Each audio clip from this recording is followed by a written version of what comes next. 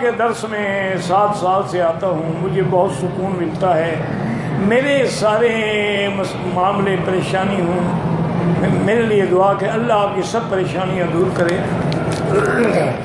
انسان کو جو بھی پریشانی ہو نا جی، تو حسبنا اللہ و نعم الوکیل کی کثرت کرے تو اللہ کی رحمت سے پریشانیاں دور ہو جائیں گی۔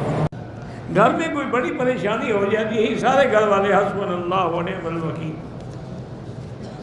دیکھو نا، اس سے بڑی پریشانی کیا ہوگی کہ میدان احد میں قرآن پاک نے خود وہ منظر بیان کیا ہے کہ ایسا حالات ہو گئے کہ ان کے پاؤں ہل گئے، زلزلوا حتی یقول الرسول متی نصر اللہ الا ان نصر اللہ قریب۔ تو اس وقت بھی پھر صحابہ نے کیا پڑھا؟ حسبنا اللہ و نعم الوکیل۔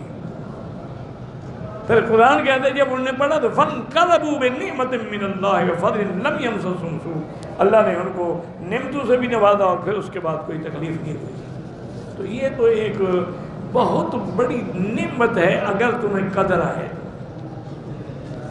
بعض اللہ والوں نے کتاب لکھی ہے القول الجمیل فی فضل حسبنا اللہ و نعم الوکیل، کہ اس کے پڑھنے کے کیا کیا فائدے ہیں۔